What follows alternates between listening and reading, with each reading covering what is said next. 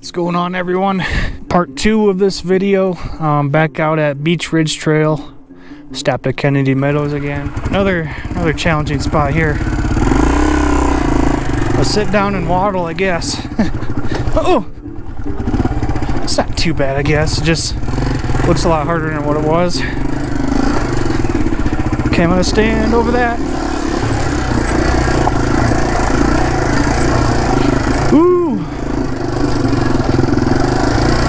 All right. Fun stuff in here. I spoke too soon. Okay.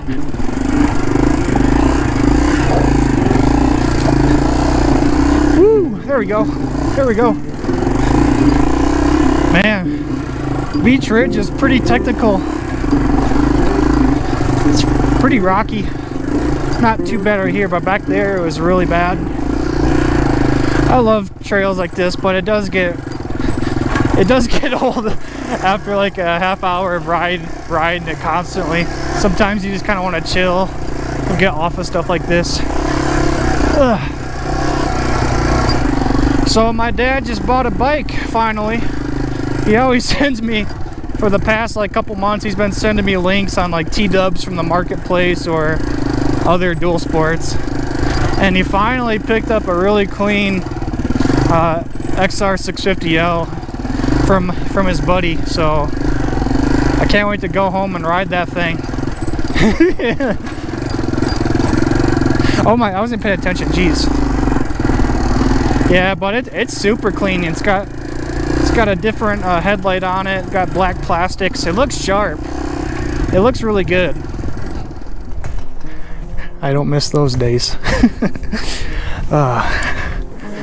Continue riding Beach Ridge Trail here. He's got it going.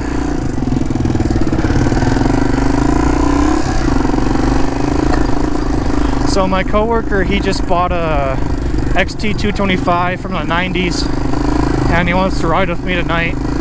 So it's not plated or anything, and he's kind of still working on the carb and stuff.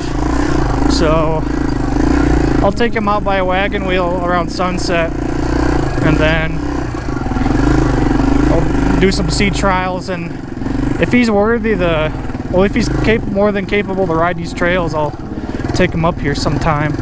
But the thing is, like, he has to truck his bike everywhere. This is not plated right now, so he's trying to get it plated out of California, which I totally understand. Okay.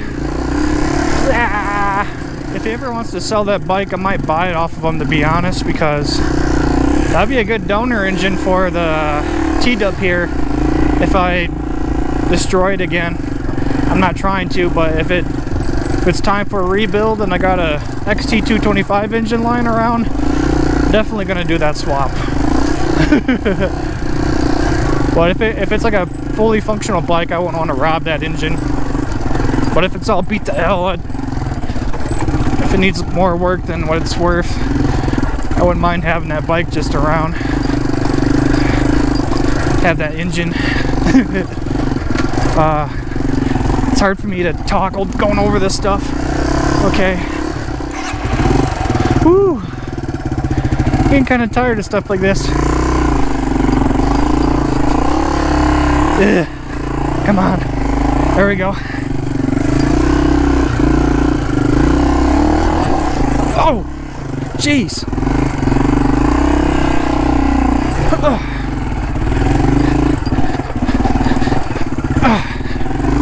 I'm already at like 8,000 feet. The carb's like not wanting to perform how it should. It's fun riding stuff like that, but after riding it for an hour straight, it's like, alright, I just kind of want to chill now. That cool breeze right now feels heavenly. I haven't felt a cool breeze since Alaska. Oh, thank you, Jesus. Whew. Let me know if I should create my own event sometime, probably later this year, and have a T-dub meetup. I know Mob Street's having one in Utah. I'm trying to go to it. I just gotta get time off work, but I want to go. I think Rodney from TW Club's going to that one too, so I'd love to meet Rodney. I was trying to ride with him before he moved. I want to ride Albanita Trail again. I think if I head down this way, if I remember right, it heads to that pond. So let's check it out now. And after that, I want to get back to the main road and head down to Kernville. Ride Lake Isabella. Man, this is pretty. I feel like I'm in a scene from Shrek 1 where Princess Fiona is like gathering up stuff for breakfast. And she's singing stuff like la la la, la la la. And then like, it gets to the point where that bird explodes because the pitch gets so high. I feel like I'm in that scene right now. Oh man. I feel like the TW is the perfect bike for these trails. It's small and it's for tight trails like this, it just excels very well. But the only thing that's really holding it back is its suspension. And carb too at this altitude. It's kind of doesn't have as much power as down lower. Okay, where am I? Albanita. Albanita, okay. Didn't expect to have water crossing up here.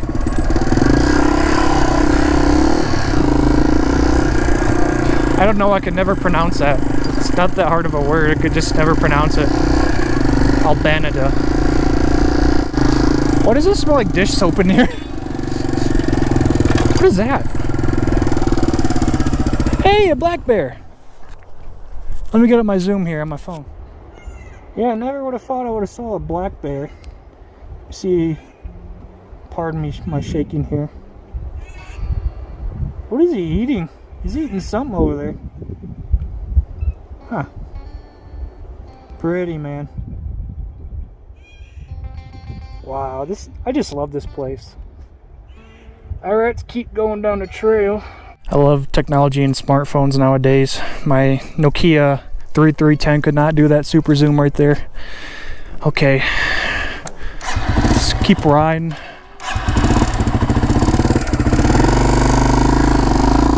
Looks like they had a forest fire years ago. You can see down low in the trees it's kind of burnt up. I'm pretty deep in right now, but the trail's nice and flowy, so I crossed a forest road back there, so if I need to get off of this I can just backtrack or find the next forest road, I guess. But I've never been down here, I don't recall. Super nice trails up here. The signs say Jackass Peak. Do I want to go to that? Huh. I'm gonna keep going down. Oh, trail I've been going down. Albanita. I don't know. I can't say that right. Albanita. I always forget the name too. Yeah, I'm kind of ready to get back on the main road. Oh, here comes some bikes. How's it going? Rocky down there. How's it going?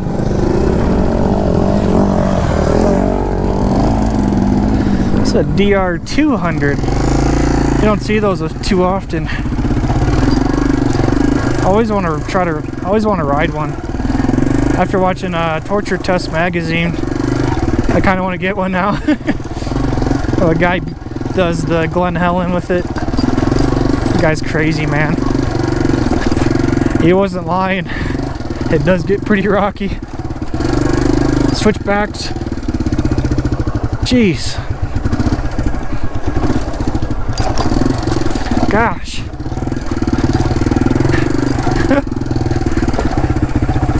Good change up, I guess. It's kind of just flowy for a while. Oh.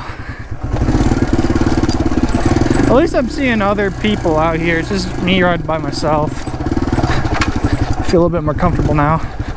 In case something happens, I guess. I have a slight disadvantage on where I live currently in Ridgecrest, because just to get anywhere, you gotta travel 65 miles an hour. And this bike will do it, but I don't want to do it. So I usually like cruising at like 55, and I'm just getting passed up by everybody. And you're just cruising at 55 and you're thinking like, man, like, should I like get a, like, I'm not gonna sell the bike ever, but she was like, should I get something bigger? But where the TW really shines is out here on stuff like this. Then once you're out here on trails like this, like, okay, this bike perfectly makes sense now. It's slow, but it's made to tackle things like this and just chug along like a tank. Oh boy, I couldn't imagine riding my old XR650R in here on these rocky trails. That'd be such a hell of a ride. It was fun when it was upright and running, but as soon as you tip that thing over, it would not want to start. The carb would get flooded and you'd just be sitting there kicking for like 15 minutes straight, just dying of heat. And unless we were parked on top of a hill, you could get it started, but other than that, it was such a pain to start. Oh gosh, I kind of panicked at the front brake a little bit. Whew. Yeah, but I'm kind of ready to get off this trail now. Ready to get to a road. Last recording was half hour ago. I'm still on the same trail. Just want to get off of it. Thank you, a road. Finally. Just want to get off of this. We'll follow this down a ways. If it doesn't go anywhere, turn around, go back the exact same way. If that doesn't go anywhere, keep riding the trail, I guess. That's all I can do. Alright, I found a paved road, and it looks like it dumped me out at Fish Creek, where I started, so I don't know how in the hell I did that. How did I backtrack that far? I thought I was way further down. Alright, here's the junction I was at yesterday. The last video, I should say. But I thought taking that trail would probably dump me out somewhere in here. But instead it dumped me out at Fish Creek, which I didn't expect. It was basically a 30-mile loop. Almost 30 miles. I'd say about 25-mile loop. Alright, let's head into Kernville now. Alright, just got off the road again. The main road. I'm gonna head up to that old cabin from last December. I think that's how long it's been. Time flies, man. But going up this is quite challenging too. It's getting kind of dark in here too. It's kind of spooky. You're not in the sun, it's dark under a tree. But I'll probably be in first gear the entire way up until I get to that cabin. That's how steep this road is. It's literally so steep where the bike's about to rock back. That's how steep it is right now. I know the camera doesn't do it justice ever, but it's crazy. Bike's still chugging along. Oh gosh. Oh boy. Oh, thrown in for a wild ride here. There's the old cabin up here. We'll get there in a second. I've literally been in first gear this entire time. It's crazy. From the pavement to here, I've been in first gear the whole way. Here's the cabin. Still creepy as ever.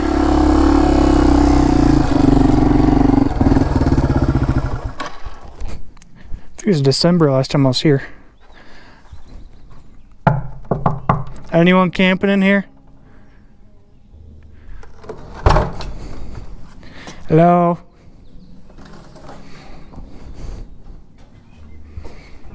Not much has changed. Does it water work? Nope.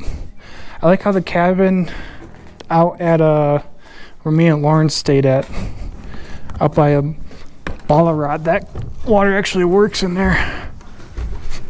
Okay, what do I do these things?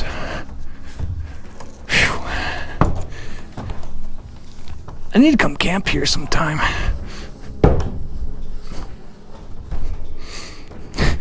Fall for the floor. Cool, man.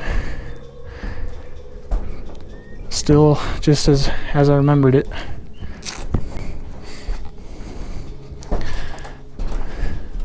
Little sketchy little cabin. Just looking at it from the outside looks so creepy, but it's actually kind of homey inside.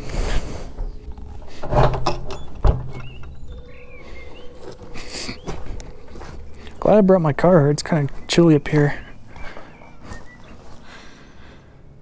Nothing much has changed.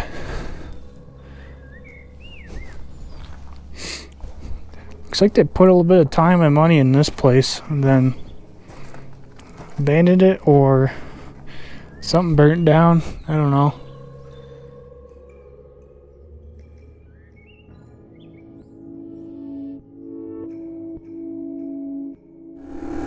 Woo! Love the views out here. Still going up.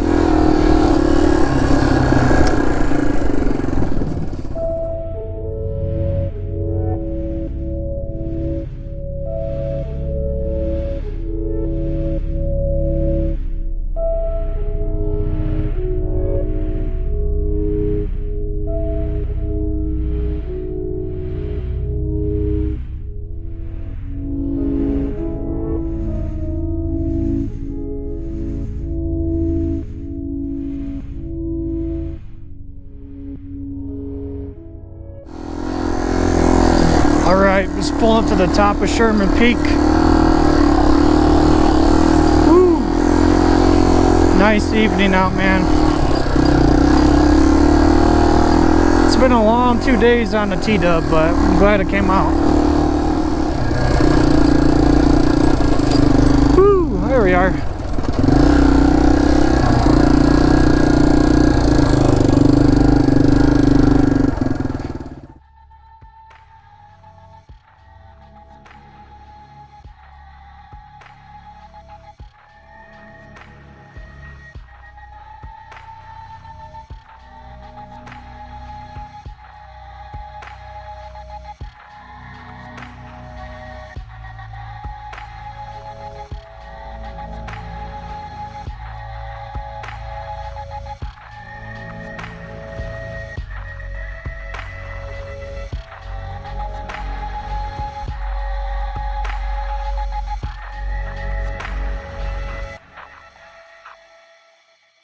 Alright, thank you all for watching this video. It's been a fun 2 days of riding out by Kennedy Meadows and now out by Lake Isabella.